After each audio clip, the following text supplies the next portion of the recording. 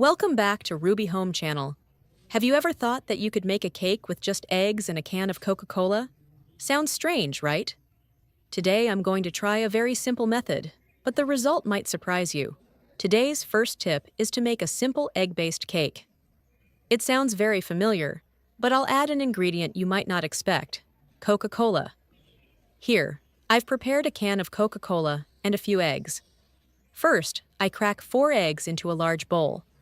When cracking the eggs, I try to crack them decisively so that the shells don't fall into the bowl. And a small note: I'm not throwing away the eggshells. I'll keep them because they can be reused for other purposes, saving money and reducing waste in the kitchen. After I have 4 eggs in the bowl, I take out a measuring cup with markings to accurately measure the amount of Coca-Cola. I measure about 60 milliliters of Coca-Cola. Don't estimate by eye, because if there's too much, the mixture will be too runny.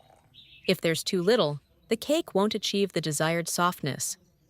When you pour Coca-Cola into the bowl of eggs, you'll immediately see small bubbles rising. That's the gas in the Coca-Cola gently reacting with the eggs. I use a whisk or spoon to stir evenly in one direction until the mixture is completely combined. I stir until the color is uniform, and there are no more separated egg whites or streaks of yolk. Adding Coca-Cola to the eggs will give the mixture a lighter, fluffier texture thanks to the gas, while also providing a milder sweetness and a more beautiful color when baked. This is the special point of this tip: just one small extra step, but the texture of the finished cake will be noticeably different. Stirring thoroughly and evenly at this step is very important, because the smoother the mixture, the softer and fluffier the cake will be later. Next, I prepared a clean ceramic bowl and a sieve. This step is simple but very important, because if the flour is sifted thoroughly, the mixture will be smoother later and the cake won't be lumpy or grainy. I used a spoon to scoop small amounts of flour into the sieve. Then I gently shook the sieve so that the fine flour fell into the bowl below. Any lumps or large particles of flour would be retained on the sieve. This sifting process makes the flour more fluffy and easier to mix with the other ingredients. After sifting the flour, I started seasoning. I added about 1 teaspoon of salt and 1 teaspoon of pepper. The salt will help balance the flavor and highlight the taste of the eggs, while the pepper will add a light aroma and prevent the cake from being too bland. Once the dry ingredients were well mixed, I took back the bowl of egg and Coca-Cola mixture I had prepared earlier. I slowly pour this mixture into the bowl of flour. While pouring, I stir gently to prevent the flour from clumping. I use a spoon or whisk to stir evenly in one direction until all the ingredients are completely combined. Initially, the mixture might be a little lumpy, but with consistent stirring, it will become smoother and more viscous.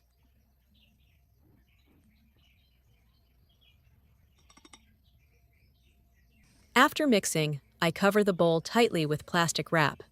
This allows the mixture to rest for a while, so the flour can absorb moisture better and the ingredients can blend more evenly.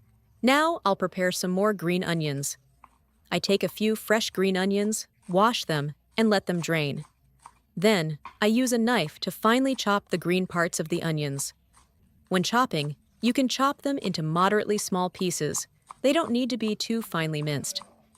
Adding these green onions to the mixture will give the cake a very pleasant aroma. After chopping the onions, I return to the bowl of mixture I prepared earlier. I gently peel off the plastic wrap and add all the chopped green onions to the bowl. Next, I use chopsticks to gently mix again so that the green onions are evenly incorporated into the flour and egg mixture.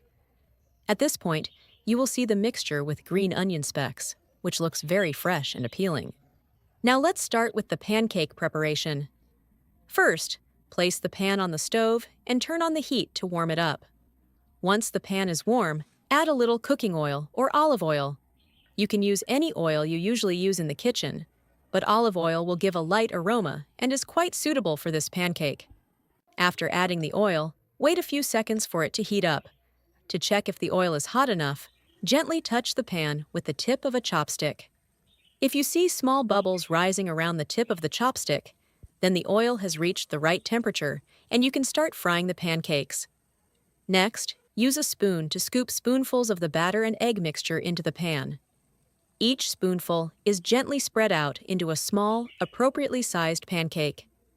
Depending on the size of the pan, you can fry about 4 to 5 pancakes at a time. Keep the heat low or medium so the pancakes cook slowly. If the heat is too high, the outside will burn while the inside isn't cooked through. I fry for about 2 to 3 minutes until the bottom is evenly golden brown, then gently flip the pancake over with a spoon. When you flip it, you'll see the pancake is a beautiful golden color and slightly crispy. I continue frying for a few more minutes until the other side is also evenly golden brown. Once both sides are golden brown, I remove the pancake and place it on a plate.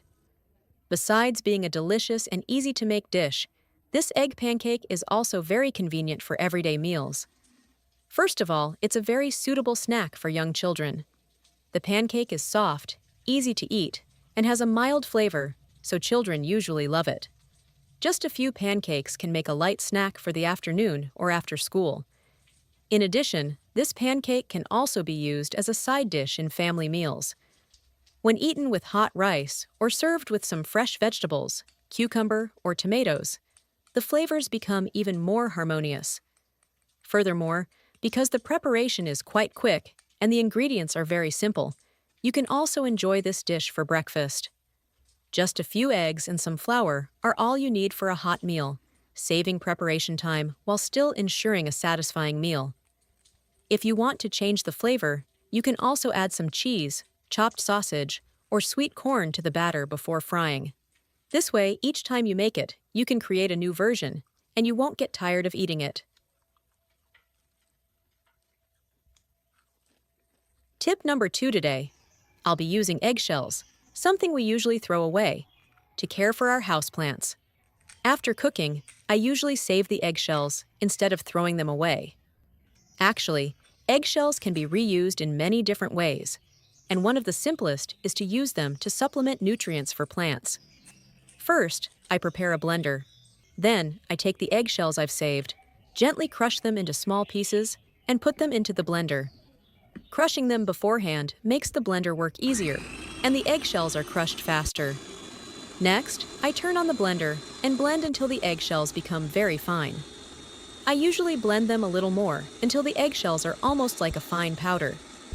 The smaller and finer the eggshells are, the easier it is for the plants to absorb minerals when mixed into the soil. After blending, I pour the crushed eggshells into a bowl. At this point, you'll see it looks like a kind of off-white powder, quite fine and dry. Then I take this eggshell powder to my indoor plant pots. I sprinkle a small amount on the surface of the soil and gently mix it with the top layer of soil. Eggshells contain a lot of calcium and some natural minerals, so adding them to the soil can help make the soil more porous and add nutrients to the plants. This method is especially suitable for small indoor plants, such as houseplants, herbs, or ornamental plants. Just sprinkle a moderate amount. I really like this tip because it helps reuse eggshells in the kitchen, contributes to reducing food waste, and still benefits indoor plants. So today, I've shared 2 simple tips using chicken eggs. One for making a delicious cake, and another for reusing eggshells to care for indoor plants. With just familiar kitchen ingredients, I was able to make delicious food while also utilizing what's usually thrown away. If you found these tips helpful, don't forget to like and subscribe to the channel for more useful tips.